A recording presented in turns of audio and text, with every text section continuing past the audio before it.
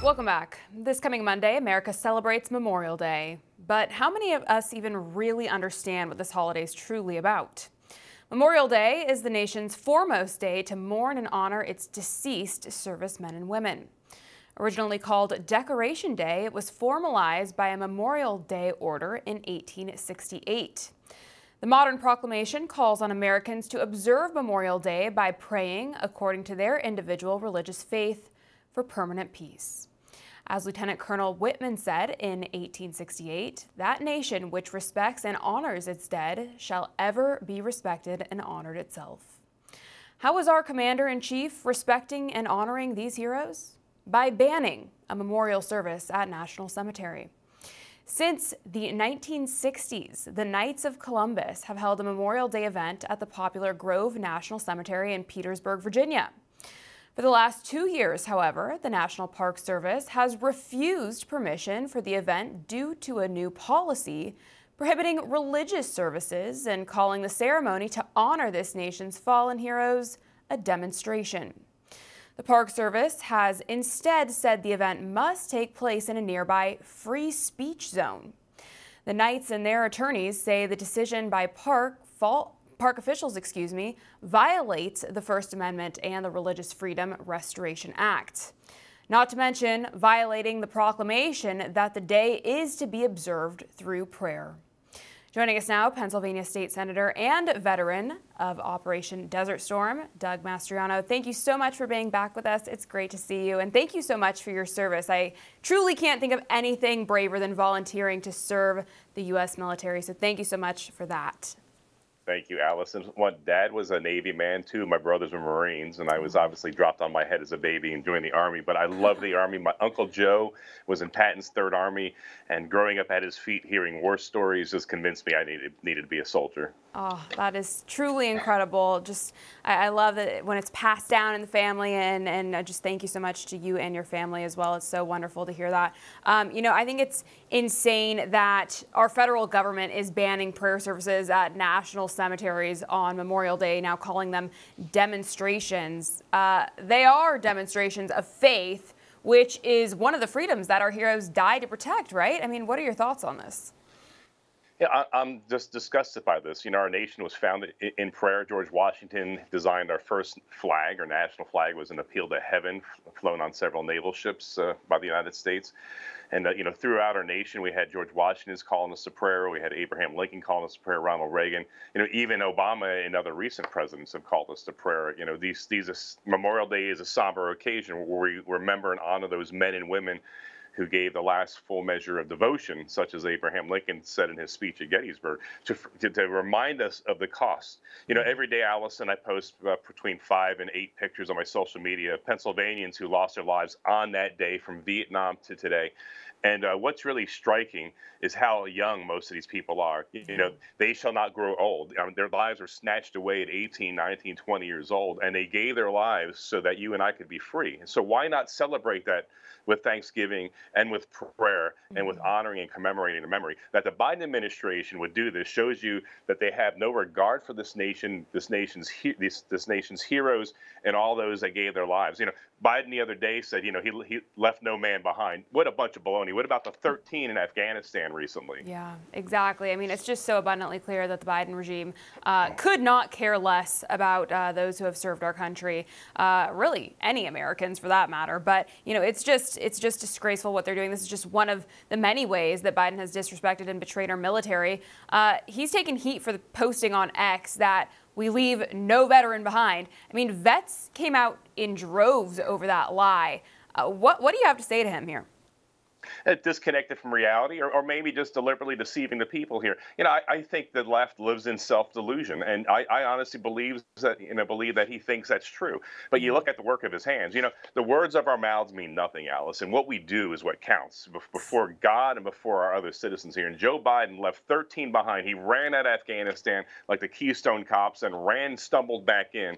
And those 13 beautiful young people, all of them young people, lost their lives because of failed strategy, failed policy, and just being a feckless leader. And so he left them behind. And, when the father of one of the Marines that was killed, protested during the State of the Union and how he was manhandled and pushed around here just shows you how disregard they have and disdain actually for military members and their families. I don't buy it. I don't know how anyone in their right mind can support this administration or this president, not only because he's detached mentally and lacks the acumen to lead this country here, but because of disrespect for our veterans. Yeah, absolutely. It is just so disgraceful. You know, to your point, after orchestrating the disastrous Afghanistan withdrawal that left 13 dead, he famously looked at his watch like he was bored as their bodies arrived back home.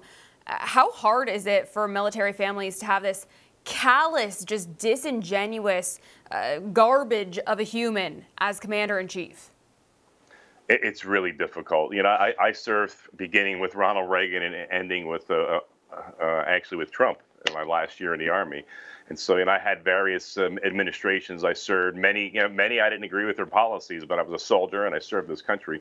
But when you have a leader, a president like this that is, like you said, looking at his watch, impatient. I'm wasting my time here as 13 beautiful young men and women are being removed from a C-17 with flags draped over their coffins. Family members watching this here, and the president can't help himself. I need to get out of here. That's really hard, Allison, when you're in the military, sacrificing so much, missing anniversaries, missing family, missing life with your loved ones. Shipped overseas, oftentimes in hard environments here, and you have a president that does not respect life. I mean, this is really difficult for them to push through. This explains, in part, the abysmal recruiting levels we have right now. All across all the services here, they can't get enough volunteers now to sign up because who wants to serve in that? This is really hard for me to say. This is all I ever wanted to do in my life, Allison, was to be a soldier. Since 5 years old, I wanted to be in the Army. And, I dedicated my life, almost my entire adult life. My body is broken because of this, because of my country. I love my country so much. And for me to say this and watch this happen, in front of our eyes here, it's heartbreaking for me. It's not easy. It's not partisan. It's not politics. It's just really difficult. And so we have a decision to make in a few months here to decide who's going to lead us, on to the next decade here. And we got to choose wisely. Yeah, we most certainly do. It is absolutely critical if we want to preserve what we have, what we had.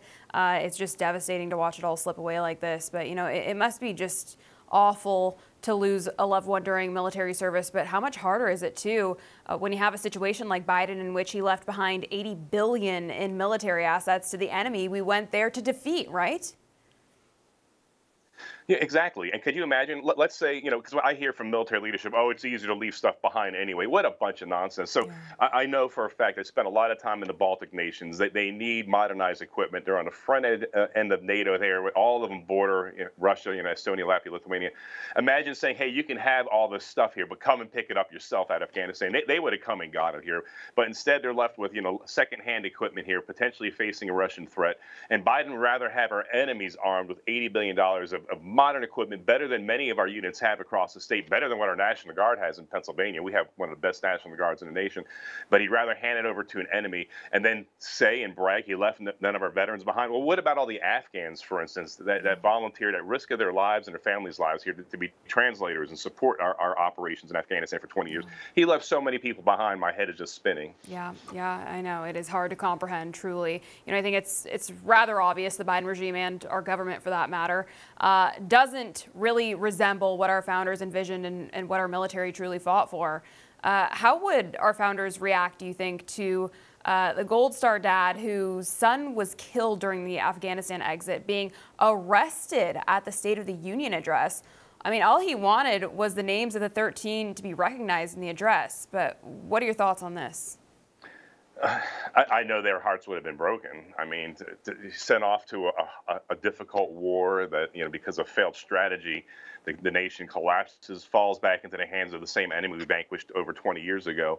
And then a dad just wanted recognition. After watching his son being disrespected as Biden's staring at the watch, wanting to get the heck out of there instead of, honoring that very special occasion, a difficult occasion where so many moms and dads and brothers and sisters, their loved one is dead and serving our country. And then you have the leader of our country saying, I don't want to be here. This is a waste of my time. And then when he's with them, starts talking hyperbole about his son, Bo, who passed away from cancer, but pretending, he died in the service of his country, just conflating and taking away from anything these people are feeling. I just don't know. If Biden cared, he would have had a meeting with that father and the other parents of the other 12 military members, privately in the White House afterwards to kind of clear the air and express sympathy. But there was none of that. Yeah. This administration has disdain and disregard for a veteran. Yeah. Any veteran out there that veterans for Biden, what are you thinking? I mean, do you really love your country at all? What was your service about? Are you so blinded by partisan politics or so indoctrinated by the misinformation coming over our Taliban news networks, it feels like at times, that you can't see the difference between how Trump treated us in the military on active duty, which I experienced, and as a veteran, as opposed to how Biden's handling it. It's just so heartbreaking to watch our country fall around us. We need to look, we have a big election coming up. If you care for your country, the least you can do is get out and vote. You have to get out and vote if you love this country. If you don't love, if you don't get out and vote, don't complain about what's going on here, because you're part of the problem. That is so true. Just a few short years ago, we were warned that Trump was the one who was going to get us into World War III, but now we have a cognitively dead creep as commander-in-chief while the Ukraine war expands, the Israel-Hamas war continues, and China is doing military drills around Taiwan. How concerned should we be moving forward? Yeah, very much so. I mean, we're talking now, Russia is threatening to attack the United Kingdom if British weapons are used by Ukraine to hit Russian soil. I mean, and we already have long-range American ATACMS missile systems, ground-launched missile systems, in Ukraine. So if those are used to strike across into Russian territories, it's the same for us.